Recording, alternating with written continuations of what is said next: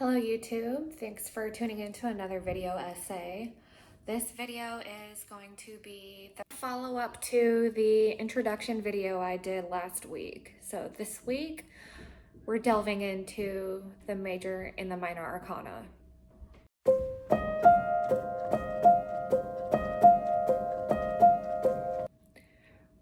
Let's start with a favorite place of mine to look at, etymology.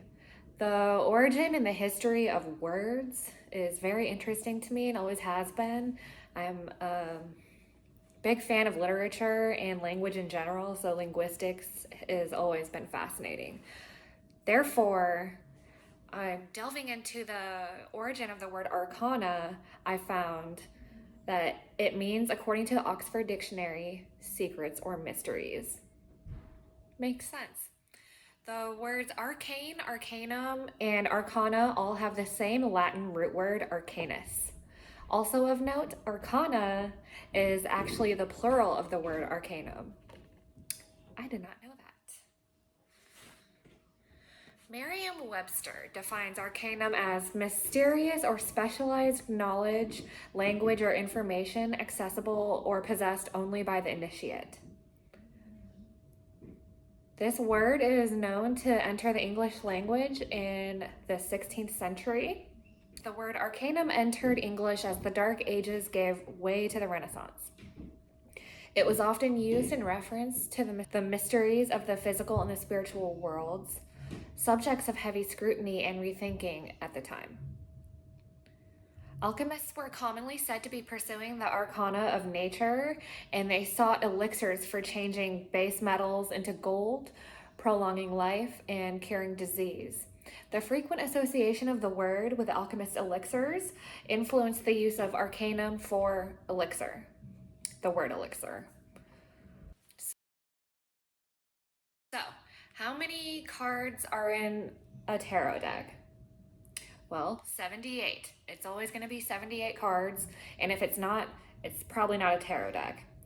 The major and the minor arcana are two different subsets in tarot. The minor arcana is the heftiest subset because the cards are more common, representing everyday life, the mundane and uninteresting aspects of our lives. But like the deck, life mostly consists of dull moments, and while that's not fun, major events don't always happen, and major milestones aren't something that in our lives happen every day. So here enters the major arcana. I'm sure you picked up by now that the major arcana is representative of major life events, whether it be love, like marriage, or trauma. It could be anything. But there are things that happen to all of us, reminiscent of language barriers being broken by other universal languages we understand, math, laughter, sadness, grief. The major arcana hits on those things that we all go through and understand another's pain with a sense of sympathy because we have experienced the same thing. The minor arcana are the cards that are reminiscent of your basic playing cards. This subset of 56 cards contains 4 suits, court cards for each suit, and aces for each suit. Much like basic playing cards, but unlike playing cards, there are 4 royals instead of 3. We also have 10 cards in each suit, ace through 10, just like playing cards. Each suit, though, is a different element. And we have wands, pentacles, swords, and cups. Wands rule fire, pentacles rule earth, swords rule air, and cups rule water. Along with the elements attached to each suit, there are also correspondences attached to each element. And as we kind of go into the correspondences, keep these in mind as we go through the series, because the more correspondences, the more pattern, and with more pattern comes better recognition and recall, which is key to reading. So I can't get into suits further unless I talk about the elements with you, since it's the single largest all-encompassing aspect that all the cards of a suit have in common. a foundation that all the cards of a suit share before branching off into their own different, detailed, and nuanced meanings. A home base to go back to, if you will.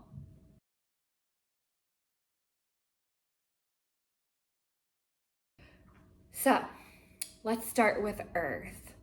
Close your eyes and imagine the element of Earth. What do you see? Green pastures, the roots of trees, colors, smells. Whatever you imagine is what you associate with the element of Earth. And those are your pure, unaffected impressions that you have obtained through your experiences in life. And as you grow to learn correspondences, you'll see some overlap there with what you already kind of associate with Earth, such as colors like brown, green, money, those things we associate already with kind of the element of Earth. Let's explore what it means to be earthy, to be the salt of the earth, down to earth. What does that mean when people say that? What do you think they mean? Like, is it meaning someone being real, authentic, raw, just themselves, like vulnerable and relatable? Earth, our pentacles not only represent money, finances, or work, but also represent home and hearth, our health, and our physicality in every meaning of the word. Earth is the material world of what you see is what you get, what's tangible, what's real. There is no place for ghosts or the arbitrary delusions of the imagination in this element. Earth is no nonsense and probably will take a joke literally if we're talking about signs. I should know, I'm a Capricorn. This can be descriptive of a materialistic character trait, greed, health, or lack thereof, or even describing the feeling of comfort, the safety and security we feel at home, or when we feel at home, or in our safe space, our sacred space. Earth can also be representative of work, labor, the sweat of your brow, earning your keep.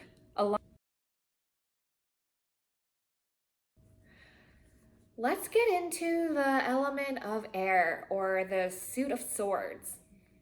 Air is all around us. It's whispering wind or a violent storm. Air is the element of the mind, logic, rationality, words, intellect, and conversely, that of strife or conflict. The suit of swords typically exhibits some darker themes than the rest of the suits. It is common to see depictions of fighting, stabbing, people being trapped in bondage or blindfolds. This type of imagery can bring up feelings of grief and betrayal, self-sabotage even, cycles, addiction, etc. You can go on. Not every card in that suit, however, carries negative connotations. The tongue can create something beautiful with words, or it can cut with its words. I'll leave you with that. So let's shift into another element, shall we? Cups and the element of water. Water, I would describe as the pool where all our emotions reside. This pool is as deep as it is mysterious. Our emotions are highly intuitive, but they can also be quite unreasonable. Unlike the suit of swords, water isn't ruled by logic. It is ruled by impulse and emotion, and therefore should not be the driving factor behind any major decision making, right? But with great intuition in the element of water, we often associate it with the moon. Picture the reflection of the moon on the midnight ocean, glassy, except for the occasional ripple. The moon is highly emotional, but it's also the wise intuition exhibited in all of us. The moon rules water. The moon's gravity causes the waves on our planet by falling so close to the Earth that it's like the ocean is in a perpetual state of waiting for impact. And such is the same with us. As humans, being made up mostly of water, are affected by that force as well. It is my belief that this would explain the lunacy evidenced in people on the full moon. The moon itself can also represent secrets, mystery, our shadows, our desires, and even bring out the more impulsive or carnal nature within us. This brings us to the Suit of Wands. Wands carry the connotation of passion, creativity, and I would kind of refer to as the driving force behind the reason we get up every morning. It can be described as motivation, inspiration, the energy of creativity and creation, or action and acceleration. This is the feeling of passion, whether it is love or lust, or a fiery hate or anger even. This suit is very spicy, very strong. Its reason to fight is very strong. It really has something to stand behind there. Fire is unpredictable, flamboyant, and is a thing that consumes with insatiable hunger. This can be beautiful and poetic, or it can be terrifying. So that was a quick little debriefing on the suits and their connections with the elements, as well as a deep dive into the major and the minor arcana. I hope you kind of liked the history there and the little tidbits of information. Maybe you already knew some of this, maybe you didn't. I definitely have been learning some things as I've been going through doing some deeper research. So the next video is going to be all about court cards, and I'll try to have that up within the week. Okay, see you guys next time.